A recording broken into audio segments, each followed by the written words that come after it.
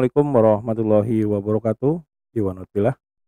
Pelantikan Prabowo beberapa hari lalu sudah dilaksanakan ya, di mana banyak sekali tokoh-tokoh yang datang karena diundang oleh beliau untuk melihat langsung bagaimana prosesi acara tersebut. Nah, di antara para tokoh dan para sosok penting di negara ini, itu ada salah satu yang bisa dikatakan sangat menarik dan menjadi perhatian banyak orang. Bahkan media-media menyoroti momen tersebut. Nah, hal ini tentu saja sangat menarik karena sosok itu adalah Anies Baswedan.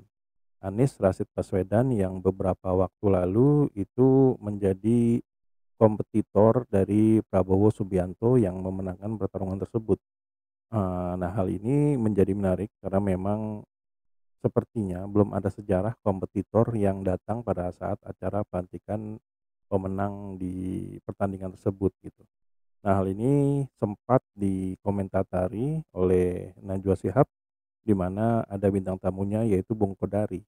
Nah, hal ini terjadi pada saat penetapan pemenang dari eh, Pilpres 2024 yaitu Prabowo Subianto, di mana kehadiran Anies Baswedan di acara penetapan tersebut menjadi perhatian dan perbincangan di acara itu. Nah, bagaimana video perbincangan mereka? Mari kita simak berikut ini. Mana? Oh iya tuh Mas Anies datang. Oh iya tuh Mas Anies datang. Mas Anies datang. Mas Anies. Wes, keren loh. Mas Anies Caimin datang keren loh menurutku. Nggak pernah loh, karena pemilu 2019-2014 Pak Prabowo nggak datang loh. Ini Mas Anies dan Caimin datang hadir di penetapan capres terpilih. Ini menurutku langkah. Ya, Gimana Mas Kodari? Sangat bagus memberikan pesan persatuan. Oke, Mut, kita dengar omongan Mas Anies ya. Thank you Mut, nanti aku ke kamu lagi Mut. Thank you. Terus ditepuk tangannya sih Mas Anies. Iya. Ini proses bernegara, akhirnya ada ujungnya, ya kita hormati itu. Tapi yang bakal orang sorot, 01 datang. Kenapa 03 nggak datang? Belum. Saya berasumsi, maaf. Siapa tahu datang. Saya berasumsi. Tapi ini jadi pressure ke Mas Ganjar dan Pak Mahfud sih. Saya rasa udah ganti baju sekarang. Tadinya nggak mau datang, mereka datang. Ya udah deh. Tapi Pak Prabowo-nya belum masuk. Tapi menurutku aku benar-benar merasa menarik sih kedatangan karena ya itu.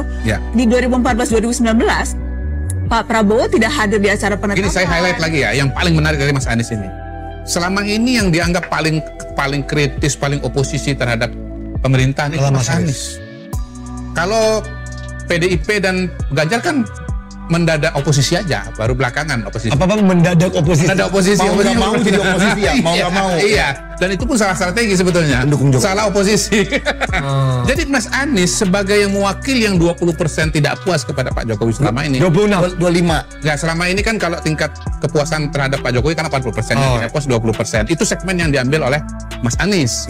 Dan jauh-jauh hari saya mengatakan Mas Anies peluangnya agak sulit untuk menang. Mungkin 2 tahun 3 tahun yang lalu. Karena apa? Kolam suara dia itu cuma 20%. Jangankan 50%, 30% aja sulit untuk tembus dan nggak pernah tembus. Pada hari ini yang 20% itu datang gitu. Kalau pada hari ini ukurannya jangan yang 20%, ukurannya yang dia dapat suara pemilu atau masa di korting 6%, 20%. Saya menjelaskan tentang kronologi politik dan sosiologi politik. Maksudnya kan dia datang di sini sebagai capres. Berarti kan iya, tapi sebetulnya dia secara sosiologi politik mewakili yang 20% itu, Nana. Nah, sebetulnya kolam suaranya Pak Prabowo dengan kolam suaranya Mas Ganjar itu sama, yaitu mereka yang puas kepada Pak Jokowi, gitu loh. Jadi sebetulnya kalau kita bicara antara pendukung katakanlah pemerintah dan oposisi selama ini itu Mas Anies justru yang datang gitu loh. Dan ini sebetulnya simbol yang jauh lebih kuat. Karena apa? Karena ya puas tidak puas terhadap pemerintahan Pak Jokowi pada hari ini itu menjadi bagian dari proses yang sama-sama mendukung ketatanegaraan yang sedang. Ya, itulah pendapat dari M. Kodari yang bisa dikatakan rangkaian kata-kata sejuk tersebut, luar biasa tersebut, pujian itu jarang sekali diucapkan oleh seorang M. Kodari untuk Anies Baswedan. Tapi pada momen ini dia seakan-akan angkat topi kepada Anies Rashid Baswedan karena memang tidak banyak di negara ini seorang politisi yang memiliki jiwa yang lapang, perasaan yang ikhlas di saat dia dikalahkan oleh kompetitornya itu gitu. Bahkan tadi Najwa Shihab mengatakan bahwa di tahun 2014 dan 2019 seorang Prabowo Subianto pun tidak mau hadir di saat acara penetapan Jokowi sebagai pemenang pemilu.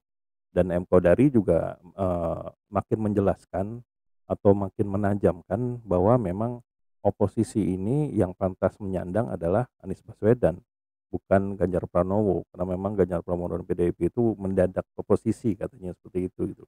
Sehingga hal ini, tindakan ini itu bisa dikatakan menjadi suatu pujian yang luar biasa yang dialamatkan kepada Anies Baswedan.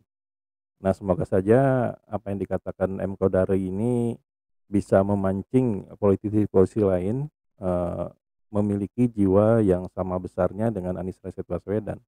Tapi karena memang Anies Rashid Baswedan ini masih muda, masih memiliki prospek sebagai pemimpin, ya kita masih besar ada harapan semoga yang diagung-agungkan oleh M. Kodari ini suatu saat nanti atau 2029 nanti akan sukses menjadi seorang presiden.